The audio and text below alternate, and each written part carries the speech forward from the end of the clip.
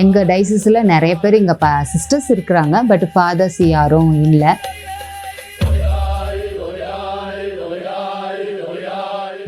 ஒரு ஃபாதர் ஒரு சிஸ்டர் 2 பேர் இருக்கிறாங்க. அந்த குடும்பம் எவ்வளோ ஒரு ஆசீர்வதிக்கப்பட்ட குடும்பம் இல்லைங்களா?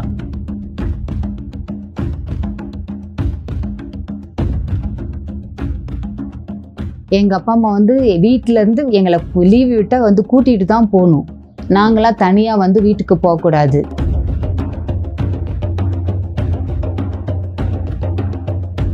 அன்புள்ளங்களே, மாதா தொலைக்காட்சி நேயர்களே, நற்செய்தி மலர்கள் என்கின்ற இந்த நிகழ்ச்சிக்கு உங்களை அன்போடு வரவேற்கிறேன். உங்கள் அனைவருக்கும் எங்களுடைய வணக்கங்களும் வாழ்த்துக்களும். உலகெங்கும் சென்று நற்செய்தி அறிவியுங்கள் என்று ஆண்டவர் இயேசு கிறிஸ்து அழகான ஒரு கட்டளை தந்தார். அதன்படி நாடு விட்டு நாடு, கண்டம் விட்டு கண்டம் இப்படியெல்லாம் மாறி இன்னைக்கு அழகான ஒரு சிஸ்டர் நமக்கு பேட்டி கொடுக்க வந்திருக்கிறாங்க. நாங்கள் இருக்கிறது ஏற்கனவே உங்களுக்கு சொன்னது போல் கென்யா, இங்கே தான் இருக்கிறோம். இங்கே வந்து நிறைய இடங்கள் பார்த்துட்ருக்குறோம். அதில் வந்து இந்த டைசூஸில் வந்து கிட்டத்தட்ட ஒரு 2.5 மணி நேரம் ட்ராவல் பண்ணி வந்தோம். ஒரு டைசூஸ்லேருந்து ஒரு டைசூஸ். இங்கே வந்து பார்க்கும்போது ஒரு சிஸ்டர், தமிழ் சிஸ்டர் இருக்கிறாங்க. சரி, இங்கே கேட்டு பார்க்கலாம் அப்படின்னு சொல்லிட்டு சிஸ்டர் மனமும் வந்து ஏற்றுக்கொண்டாங்க. கண்டிப்பாக நான் கொடுக்குறேன் அப்படின்னு சொல்லிட்டு அழகாக இது பண்ணாங்க. அதனால் உங்கள் அனைவருடைய சார்பாக அருள் சகோதரி அவர்களை அன்போடு வரவேற்கிறேன். Sister welcome. நற்செய்தி மலர்கள்ங்கிற இந்த நிகழ்ச்சிக்கு உங்கள் அன்போடு வரவேற்கிறேன். உங்கள் பேர், நீங்கள் எந்த காங்கிரிகேஷன் அப்படி பற்றி சொல்லுங்களேன். என் பேரு sister Vinmalar Jose. I'm SMMI congregation. SMMI full form sister? Salesian missionaries of Mary Immaculate. அப்ப சலேசியன்ஸ். ஆமா, சலேசியன் சிஸ்டர்ஸ். சலேசியன் ஃபாதர்ஸ் இருக்காங்க, அவங்களோட சேர்ந்து சிஸ்டர். இல்ல, அவங்க வந்து டொன் போஸ்கோ ஃபாலோ பண்ணுவாங்க. நாங்க வந்து சென்ட் பிரான்சிஸ் டி சேல்ஸ் தான் எங்களோட ஃபவுண்டர். எங்களோட பேட்டர்ன் செயின்ட். அப்ப சலேசியன் சொன்ன நாங்களே என்ன நினைச்சுக்கோன்னா, நிறைய மக்கள் என்ன நினைச்சுக்கோங்க, சலேசியன்ஸ்னாவே டான் போஸ்கோ அப்படிங்கிற மாதிரி அவர் உருவாக்குனது. இப்ப இது வந்து வேற இல்லைங்களா? Okay okay. சரி சரி. எங்க ஃபவுண்டர் வந்து ஃபாதர் ஹென்றி ஷோமோ. அவர் வந்து டைசிசன் ஃபாதர், பட் ஆனா அவர் வந்து பிரான்ஸ்ல எங்களோட ரீஜன். எங்க இது வந்து எங்களை ஜெனரலிட் வந்து இப்போ வந்து நாங்க இட்டாலி இருக்கிறோம், முன்னாடி வந்து பிரான்ஸ்ல இருந்தோம். சரி சரி. நீங்க ரொம்ப சந்தோஷமா இருந்துச்சு எங்களையெல்லாம் பார்த்தப்போ. உங்களுக்கு எப்படி இருந்துச்சு கென்யால வந்து தமிழ் அப்படி எங்களை தேடி தமிழ் ஃபாதர்ஸ் வரும்போது எங்களுக்கு ஒரு சந்தோஷம். ஏன்னா எங்க டைசிஸ்ல நிறைய பேர் இங்க சிஸ்டர்ஸ் இருக்கிறாங்க, பட் ஃபாதர்ஸ் யாரும் இல்லை. அப்படின்னா எங்களை யாரும் பார்க்கறதுக்காக யாரும் வரமாட்டாங்க. அதனால நீங்க வந்ததுல எங்களுக்கு ரொம்ப சந்தோஷம். Right right sister. தமிழ்நாட்டுல உங்களுடைய சொந்த ஊர் எங்க? ஆக்சுவலா என்னோட சொந்த ஊர் வந்து எங்க அப்பா நாங்க பிறந்த ஊர் வந்து கோயிலூர் கொட்டம்பட்டி. அப்புறம் நாங்க ஒரு 5th ஸ்டாண்டர்ட், நான் 6th ஸ்டாண்டர்ட் படிக்கும் போது நாங்க வந்து எங்க அம்மா ஊருக்கு செல்லிம்பட்டிக்கு வந்துட்டோம், தர்மபுரி டைசிஸ்ல. Okay okay. அம்மா அப்பா அப்பா இறந்துட்டாங்க. நான் இங்க இருக்கும் போதுதான் 2015ல எங்க அப்பா இறந்துட்டாங்க. அம்மா இருக்காங்க. அம்மாவுக்கு 80 years. அப்பா என்ன வேலை? எங்க அப்பா அம்மா 2 பேரும் விவசாயம் தான். ஓ, விவசாயம். Okay okay okay. பரவாயில்ல சார், ரொம்ப சந்தோஷமா இருக்கு கேட்கும் போது. விவசாய குடும்பங்கும் போதே ரொம்ப சந்தோஷமா இருக்கு. அதுல இருந்து ஒரு அழகா வந்திருக்கீங்க. கூட பிறந்தவங்க யாராரு? எனக்கு வந்து 2 அண்ணனுங்க, நாங்க 5 பொண்ணுங்க. நான் வந்து அக்கா இருக்காங்க. அக்கா வந்து ஓமலூர்ல டீச்சரா ஒர்க் பண்றாங்க. அடுத்து நானு, அப்புறம் அடுத்த தங்கச்சி திருவண்ணாமலையில டீச்சரா இருக்காங்க. அடுத்த தங்கச்சி வந்து UKல நாசா ஒர்க் பண்றாங்க. இன்னொரு தங்கச்சி டீச்சரா செல்லிம்பட்டியிலேயே ஒர்க் பண்றாங்க. அவங்கதான் அம்மாவை பாத்துக்கிறாங்க. அண்ணங்க 2 பேரு. பெரிய அண்ணன் வந்து எங்க வீட்டு பக்கத்துலயே வயல் வேலை பாக்குறாங்க. அண்ணன் வந்து பிரீஸ்டா இருக்கிறாங்க. பிரீஸ்டா இருக்கிறாரு. யாரு பேரு? ஃபாதர் இறுதிராஜ். தர்மபுரி டைசிஸ்ல இருக்காங்க. அவங்க சியோன் மலையில வந்து ரிட்ரீட் சென்டரும் ஓல்டேஜ் ஹோமும் வச்சிருக்காங்க. Okay okay. அன்பு நேயர்களே, ஃபாதர் இறுதிராஜ் யாருன்னு உங்களுக்கு தெரியும் நினைக்கிறேன். நம்ம இதில் வந்து இறைவார்த்தை பகிர்வு அப்படிங்கிற அந்த நிகழ்ச்சியில் வந்து இருப்பார் ஃபாதர் இறுதிராஜன் ஒருத்தர் வருவார்.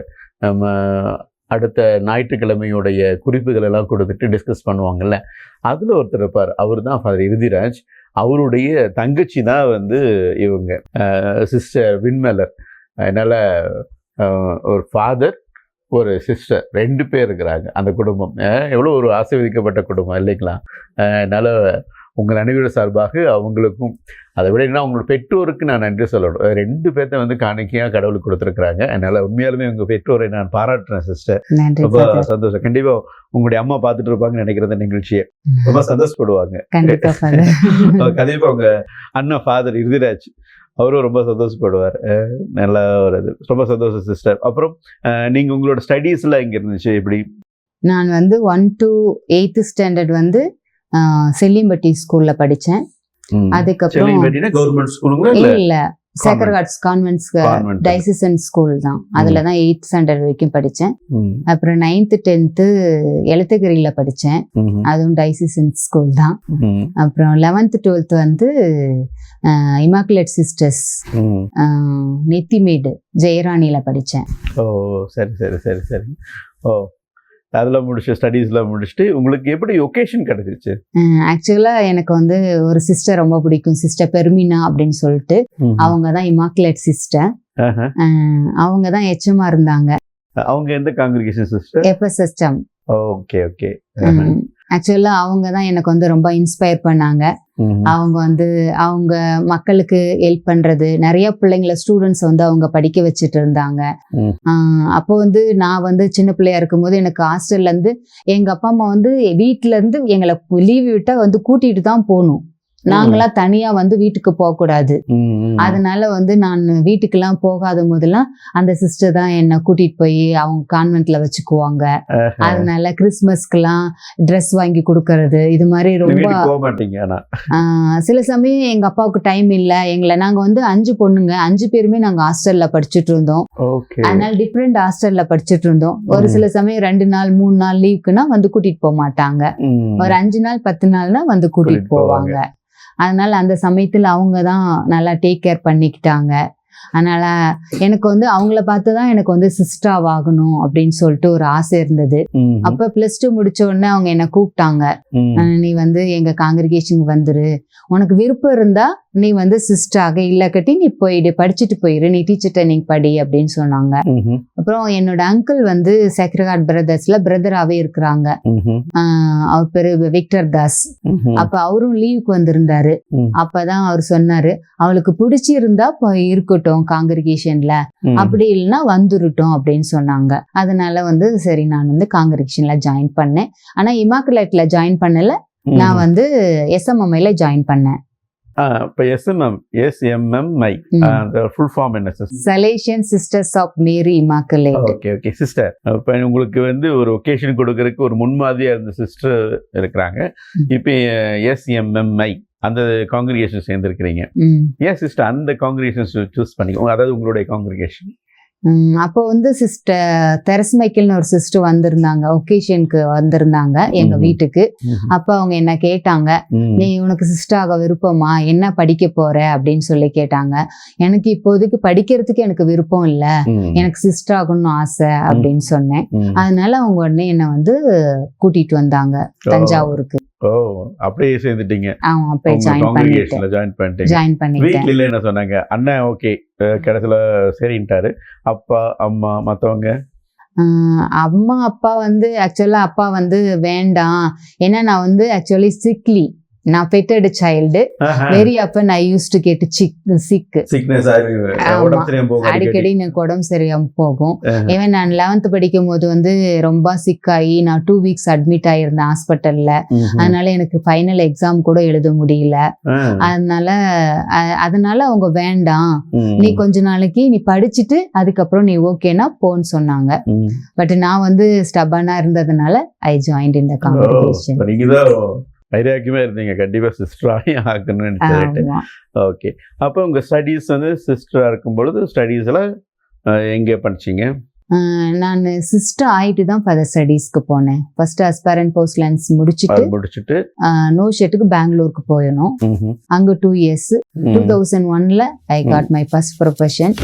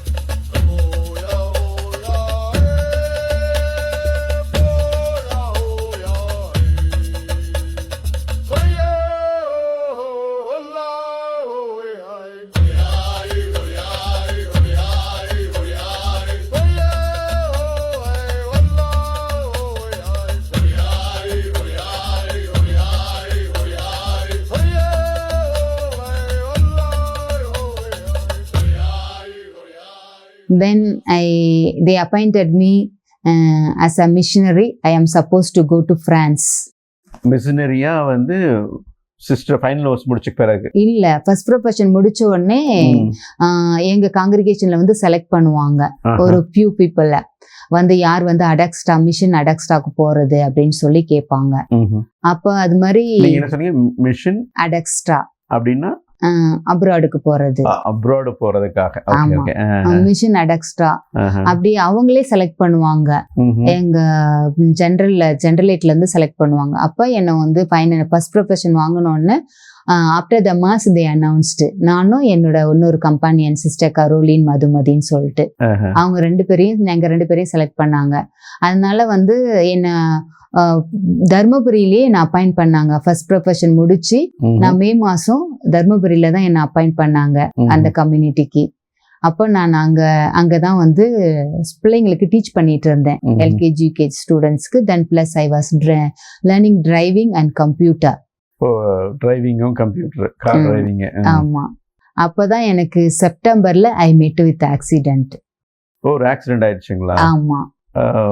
ஆக்சுவலா வந்து அப்ராடுக்கு போறதுக்கு தயார் பண்ணிட்டு இருக்கீங்க. ஆமா. அப்போதான் எனக்கு வந்து ஆக்சிடென்ட் ஆயிடுச்சு அக்டோபர் 11th. சோ அதனால நான் வந்து அப்ராட் போறத டிராப் பண்ணிட்டு. பெரிய ஆக்சிடென்ட்டா சிஸ்டர்? ஆமா, எனக்கு வந்து L1 L3 ஃபிராக்சர். இது ஸ்பைனல் கார்ட்ல. அதனால one year I was in hospitalized in Salem St. Mary's ஹாஸ்பிடல்ல. ஒரு வருஷம் ஃபுல்லா ஹாஸ்பிடல்ல இருந்தீங்க? ஆமா. தென் 2002ல நான் வந்து அர்லாந்து நகருக்கு போனேன், மாற்றலாகி அங்க போனேன். அப்ப அங்க இருந்து தான் நான் ஸ்டடீஸ்க்கு அங்கேயே தஞ்சாவூர்ல ஒரு காலேஜ், ஸ்டெல்லா மேரிஸ் காலேஜ்ல லேப் டெக்னீஷியன் படிச்சேன். அங்க முடிச்சிட்டு 2002ல I finish my studies. 1 year course தான் அது. முடிச்சிட்டு மே மாசமே எனக்கு அகைன் திருப்பியும் சேலம் சென்ட் மேரிஸ்க்கு டிரான்ஸ்ஃபர் கொடுத்துட்டாங்க. Okay. So there Salem Saint மேரிஸ்ல 1 year அங்க வந்து ஒர்க் பண்ணேன் லேப் டெக்னீஷியனா. அந்த மே வந்து 2003 மேல அகைன் திரும்பி எனக்கு அர்லாந்து நகர்ல டிரான்ஸ்ஃபர் கொடுத்தாங்க. ஏன்னா வந்து பைபர்கேஷன் ஆச்சு எங்களுக்கு. சேலம் தனியா, தஞ்சாவூர் தனியா எங்களுக்கு வந்து பிரிஞ்சிருச்சு ப்ராவின்ஸ். அதனால 2 ப்ராவின்ஸ் ஆக்கிட்டாங்க. அதனால வந்து என்னை திரும்பியும் நான் வந்து ஹோம் டவுன்ல இருக்கிறதுனால, எனக்கு வில்லேஜ் பக்கமா இருக்கிறது எங்க வீடுன்றதுனால என்னை வந்து திரும்பியும் தஞ்சாவூருக்கே டிரான்ஸ்ஃபர் பண்ணாங்க. till 2007 I worked in the Thanjavur hospital, அவர் லேடி ஹெல்த் ஹாஸ்பிட்டல். அங்க இருந்து நான் வந்து என்னோட ஃபைனல் ப்ரொஃபஷனுக்காக திருப்பியும் பெங்களூர் ப்ரிப்பரேஷனுக்காக 1 year போனேன். தென் 2008 I came back to the province. மறுபடியும் வந்தீங்க? ஆமா. அங்க இருந்து 2008 to 2011 I worked at St. John's Medical College, பெங்களூர்ல 3 years அங்க ஒர்க் பண்ணேன். ஓகே. அப்போ அங்க இருந்து எனக்கு அங்க நான் ஒர்க் பண்ணிட்டு இருக்கும் போதே ஃப்ரீ டைம்ல I did my studies. I did my BSc degree in the lab technician only. I did my BSc. என்னோட டேர்ம் முடிஞ்ச உடனே நான் வந்து தஞ்சாவூருக்கு வந்துட்டேன். அப்பதான் வந்து எங்களுக்கு வந்து கென்யாவில் ஒரு புது ஹவுஸ் வந்து ஆரம்பிக்கிறதாக சொன்னாங்க. அப்போ வந்து என்னை கேட்டாங்க. ஆக்சுவலா எனக்கு வந்து உண்மையா என்னன்னு தெரியாது, அது எப்படி இருக்கும் என்னன்னுலாம் தெரியாது. விளையாட்டாதான் நான் சொன்னேன், நான் போறேன் ஆஸ் அ மிஷனரியா நான் போறேன் அப்படின்னு சொன்னேன். அப்போ உடனே எங்க பிரவுன்சிலும் சொல்லிட்டாங்க. சரி, அவங்க என்ன சொன்னாங்க, என்னோட ஹெல்த் வந்து ரொம்ப இதா இருக்கிறதுனால உனக்கு வந்து ஸ்பைனல் கார்ட்ல ப்ராப்ளம் இருக்கு, அதனால வந்து கஷ்டமா இருக்கும் அப்படின்னு சொன்னாங்க.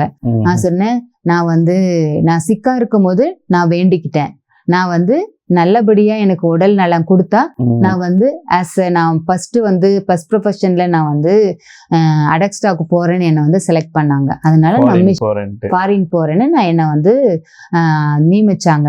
அதனால வந்து நான் இப்ப என்னோட ஹெல்த் நல்லா இருக்கும் போதே நான் வந்து மிஷனுக்கு போறேன் அப்படின்னு சொல்லி கேட்டுதான் நான் வந்தேன். 2011ல எங்க ஆஸ் அ பைனியரா எங்க ஹவுஸ் தொடங்கினாங்க தீக்காவில். அந்த ஹாஸ்பிட்டல் பேரு Mary help of the sick mission hospital. அந்த ஹாஸ்பிட்டலுக்கு நீங்க தான் ஃபர்ஸ்ட் வரீங்க? நாங்க 3 பேர் வந்தோம். Sister Bhagyasreeli, sister Vinmalar and sister Vinitha. நாங்க 3 பேரும் வந்தோம்.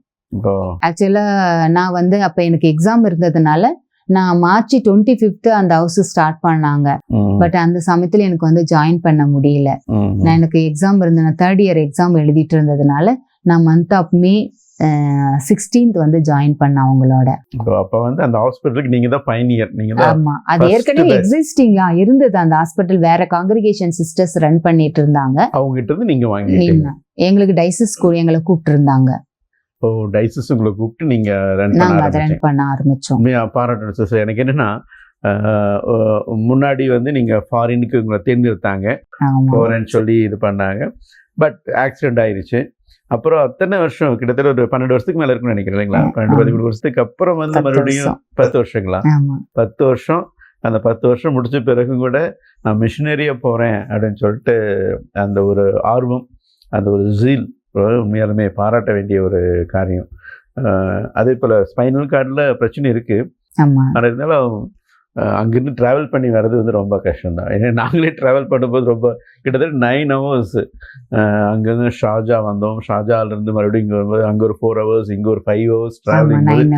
அப்படியே ஃப்ளைட்டில் உட்காந்து வரது எங்களுக்கு ரொம்ப கஷ்டமாக இருந்துச்சு. எங்களுக்கே கஷ்டம் அப்படின்னா ஒரு உங்களுக்குலாம் பயங்கர கஷ்டமாக தான் இருந்திருக்கும் இல்லைங்களா? ஆமாம், வந்து ஸ்டார்டிங்கில் ரொம்ப கஷ்டமாக தான் இருந்தது. ஏன்னா நாங்கள் வந்த புதுசில் ரோடெல்லாம் ரொம்ப மோசமாக இருந்தது தீக்காவில். ஏன்னா நாங்கள் வரும்போது ஃப்ளைட்டும் லேட் ஆகிடுச்சு. ஆக்சுவலாக நாங்கள் suppose to reach 1 o'clock the flight to கென்யால வரணும். ஆமாம், ஆனால் நாங்கள் ரீச் ஆனது நைட்டு 9 o'clock.